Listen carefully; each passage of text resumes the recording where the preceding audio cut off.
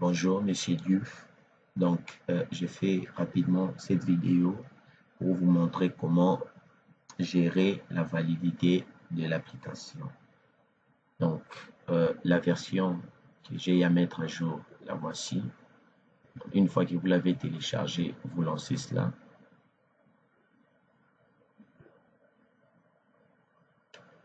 Lancez cela. Et ici, j'exécute. Français. Je laisse toujours l'emplacement que j'avais utilisé dans l'ancienne version. On garde l'emplacement. J'ai mis suivant. Donc moi, chez moi, c'est le disque D. Si l'emplacement chez vous pour la machine du client s'était laissé, gardez l'ancien emplacement. Suivant. Les sauvegardes, oui. Suivant.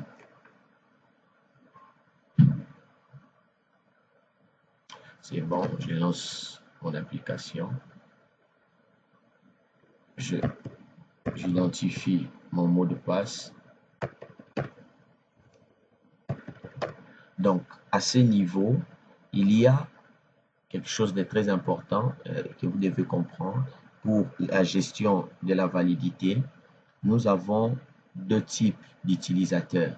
Nous avons les utilisateurs normaux et nous avons les superviseurs. Les utilisateurs normaux, ce sont toutes ces personnes qui entrent dans l'application, mais qui n'ont pas tous les privilèges. Mais les superviseurs, quand vous vous connectez à l'application comme superviseur, c'est-à-dire vous avez tous les droits. Et normalement, les personnes à qui nous vendons les logiciels, nous ne pouvons pas leur donner cet identifiant superviseur parce qu'elles ont tous les droits. Vous voyez, vous allez comprendre la différence quand je vais progresser. Je me connecte en tant que superviseur. Quand je me connecte en tant que superviseur, Windev me donne la possibilité de lancer l'application, mais aussi de gérer les groupware, c'est-à-dire tous les utilisateurs qui vont se connecter sur notre application. Je vais ouvrir le groupware. Je vais créer un nouveau utilisateur que je vais appeler David. J'ai dit David, c'est un utilisateur normal. J'ai dit, je valide. Le mot de passe, j'ai dit, je vais mettre le mot de passe au premier lancement. Je valide. David est créé. Je peux fermer le groupware. Je relance mon application. J'ai dit ici, j'enlève superviseur, j'ai dit David. Quand je donne David, je donne un mot de passe. Je valide. Vous voyez, quand l'utilisateur n'est pas superviseur, on ne nous donne pas la possibilité de lancer l'application. Automatiquement, on ouvre l'application et on ne gère plus les groupes web. Donc, cette petite différence-là est très, très importante.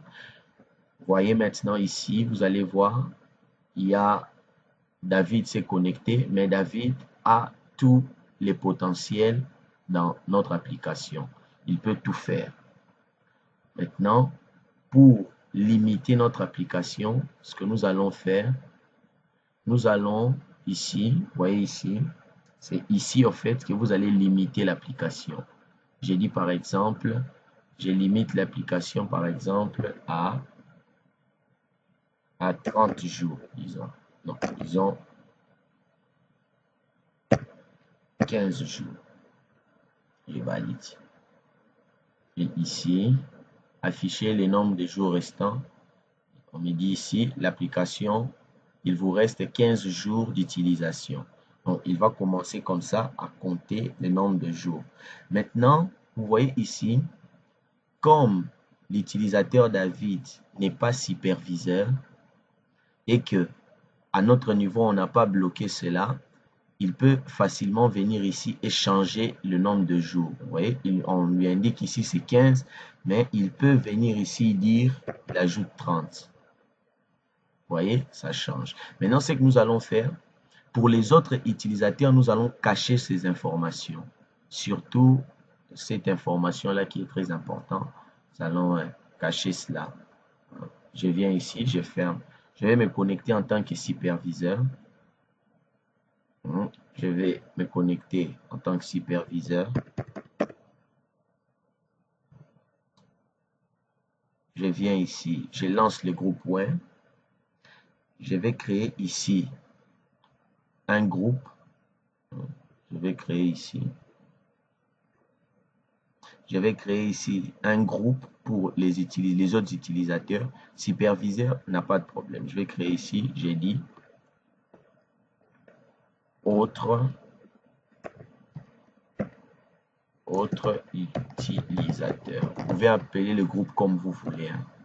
Ça dépend de vous. Je crée, mon groupe est créé et je prends l'utilisateur que je viens de créer. Je vais le placer juste ici pour dire que cet utilisateur dépend de ce groupe.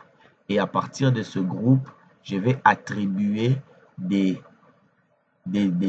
privilèges, si nous pouvons appeler ça comme ça, pour limiter la validité dans notre application. Je viens ici, gestion des droits.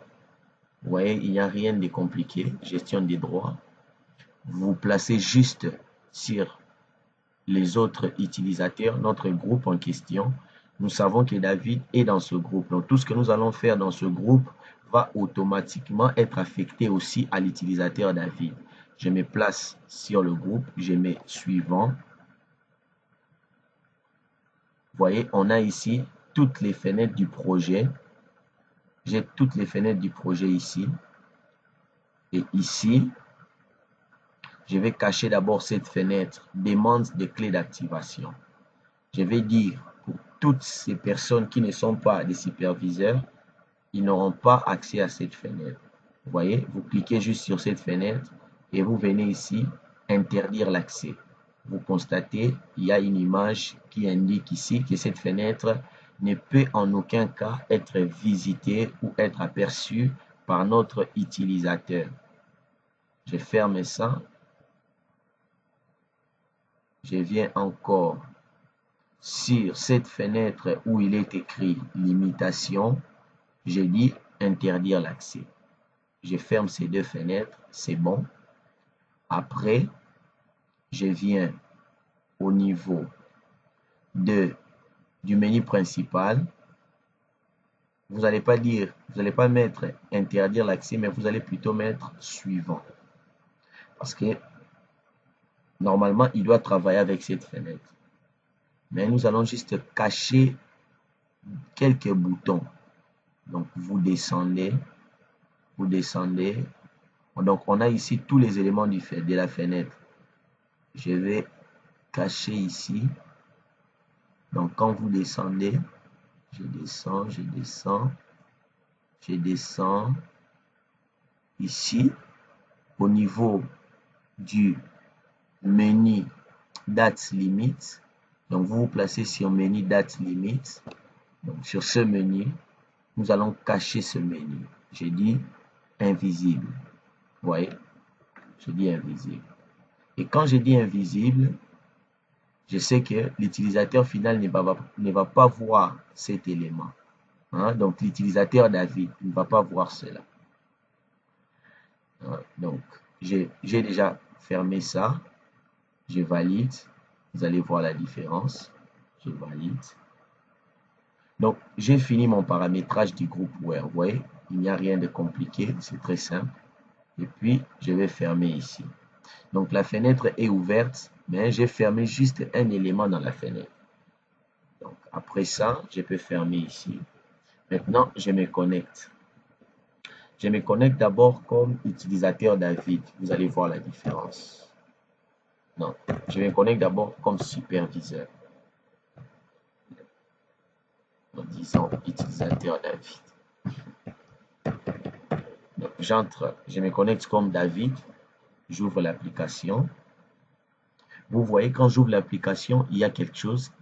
Le bouton qui nous permet de changer la valeur, le nombre de jours de l'activation de l'application est caché pour cet utilisateur. Vous voyez?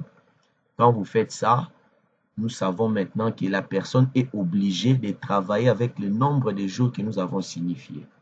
Donc, si par exemple, je mets 3 jours, cette personne ne peut pas dépasser 3 jours. Après 3 jours, l'application va se fermer. Vous voyez? Je viens ici. Je me connecte maintenant en tant que David, en tant que superviseur. Quand je me connecte en tant que superviseur, vous voyez, c'est ouvert ici. Je peux ajouter le nombre de jours. Je peux ajouter, je ferme ici. Donc ici, automatiquement, quand vous fermez, il vous donne 5 jours d'accès. 5 jours. Supposons maintenant que vous avez donné, et par rapport à ça, on peut mettre ici, on peut imaginer ici que l'application, par exemple moi, à mon niveau dans mon pays, j'ai fait des licences annuelles. Je ne sais pas si vous allez à votre niveau faire des licences mensuelles, ça dépend de vous. Et là, à la fin, par exemple, dans mon cas, 365 jours qui équivaut à une année, quand la personne consomme les 365 jours et arrive à zéro, supposons qu'elle a tout consommé, elle arrive à zéro, l'application va se bloquer. Vous voyez, il vous dit la clé d'activation saisie est invalide. Et si la personne veut réouvrir l'application, l'application s'ouvre et il entre ses informations, David, mot de passe, on nous dit tentative de fraude, verrouillage. Donc, il ne peut plus travailler avec l'application. Aussi longtemps que nous n'avons pas mis la clé, il ne peut pas travailler. Maintenant, il sera obligé de nous appeler. Et quand nous venons, je vais entrer ici le superviseur qui est mon mot de passe en tant que fournisseur de l'application. Et ici, vous allez mettre votre mot de passe à vous pour valider. Et là, quand vous mettez votre mot de passe, vous allez lancer l'application. Quand vous lancez l'application, il vous donne cette fenêtre. Ça, c'est la fenêtre d'activation de l'application, de la licence. Vous venez ici, vous dites générer une clé. Il vous génère une clé et vous venez là, vous copiez la clé, vous dites OK. Il dit merci d'avoir enregistré votre produit. OK. La fenêtre de l'application s'ouvre et la personne peut à nouveau utiliser le logiciel. Et quand vous ouvrez ici, ne vous arrêtez pas là. Vous allez déterminer ici, si je viens ici, nombre de jours. Donc, il n'y a pas de jours parce qu'on vient à peine d'activer l'application. Il faut préciser le nombre de jours. J'ai dit ici 365 jours. Et là, la personne peut à nouveau travailler pendant 365 jours dans l'application. Donc, ici, on a, vous avez ici un contrôle par rapport à ce qui se passe dans l'application. Vous voyez? Donc, je ne sais pas si j'ai été clair par rapport à ça. Exercez-vous comme ça. Donc, quand nous allons fournir notre application à nos différents clients, c'est important qu'il y ait cette sécurité. Si vous ne faites pas ça, la personne va, donc, elle n'a plus besoin de nous. Elle va travailler avec l'application et n'aura plus besoin de nous contacter parce que elle a l'application avec une durée indéterminée. Vous voyez, mais quand vous limitez comme ça, nous savons qu'à la fin de l'année ou à la fin du mois, la personne nous appellera pour payer son abonnement pour les droits d'utilisation. Donc, c'est à peu près ça par rapport à la limitation de l'application. Donc, j'ai dit, nous avons des utilisateurs. Nous avons les utilisateurs qu'ils vont créer dans leur établissement et nous avons notre nom d'utilisateur superviseur avec notre mot de passe qui nous donne les pleins potentiels dans l'application où nous pouvons faire et donner une limite à l'application pour son utilisation au niveau de notre client. Donc ici, si je reviens, je me connecte en tant que David. Je me connecte en tant que David. Vous voyez, la personne peut tout faire, sauf ajouter les nombres de jours à l'application. Je lui avais donné 365 jours. Si je reviens ici, vous voyez 365. Et vous allez constater comme ça, si nous finissons la journée d'aujourd'hui, nous entrons dans une nouvelle journée, vous allez voir ici, ça deviendra 364. Donc, chaque jour, l'application va commencer à déduire les nombres de jours. Et rapidement, j'aimerais aussi parler de la sauvegarde de la base de données. Quand vous allez voir le client, vous allez lui montrer comment il faut sauvegarder sa base de données parce que si elle ne fait pas des sauvegardes de la base de données, la personne risque de perdre ses informations. Vous voyez? Donc ici, nous avons les informations de l'application. Pour faire une sauvegarde, vous voyez, j'ai quelques informations dans ma base. J'ai quelques infos. Si vous voulez, donc pour qu'il fasse, pour lui permettre de faire sa sauvegarde, c'est très simple. Mettez-moi ça, ça parte. Donc je viens ici, j'ai dit sauvegarde, backup. Il vous dit effectuer la sauvegarde, j'ai dit oui. Voulez-vous vraiment sauvegarder les données? Oui. L'emplacement, j'ai dit par exemple s'il a un support externe, il peut mettre ça dans un support externe. Conseillez-lui pardon, d'avoir un support externe où il réserve ça uniquement pour les sauvegardes. Comme ça, on évite qu'il y ait des erreurs et qu'il y ait aussi pertes. Hein. Par exemple, s'il a un flash disk, il va juste localiser le flash. Par exemple, ici, moi, j'ai pas de flash, je vais mettre ça dans les bureaux. Et j'ai dit ici OK. Il fait la sauvegarde. Il me dit l'enregistrement est effectué. OK. Donc, c'est bon. J'ai effectué ma sauvegarde.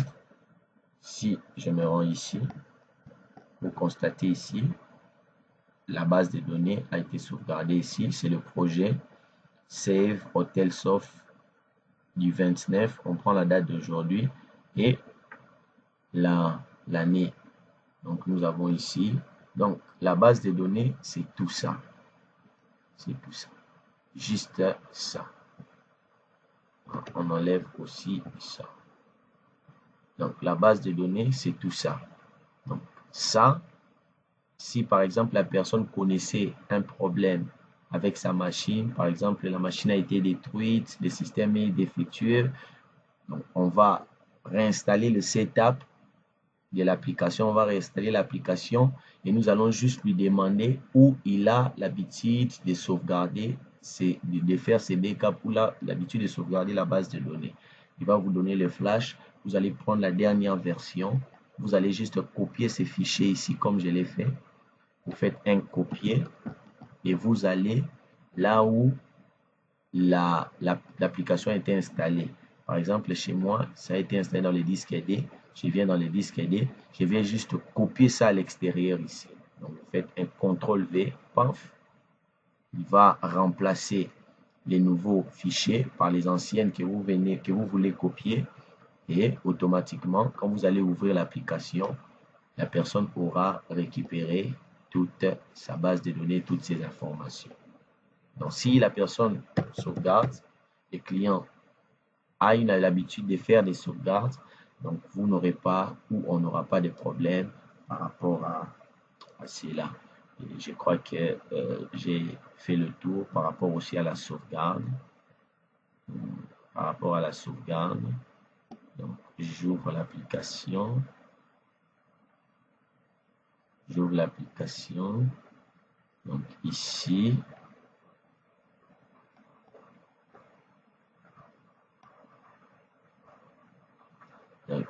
donc j'ai modifié comme il a demandé. On a enlevé en anglais, nous avons remis en français.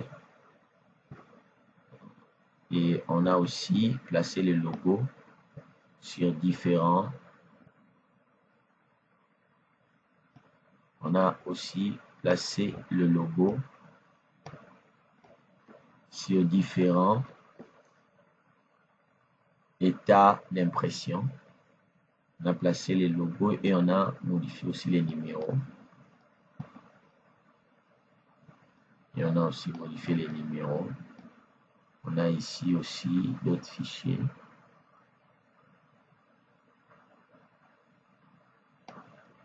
On a ici d'autres fichiers.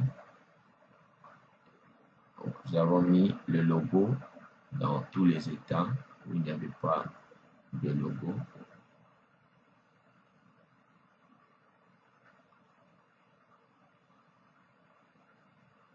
Donc, c'est à peu près ça, M. Diouf. Je crois que, et j'espère que ça sera cette fois-ci bon par rapport à ce projet. Accueil, par rapport à ce projet. Je crois que je vais m'arrêter là pour cette vidéo. J'espère que je n'ai rien oublié.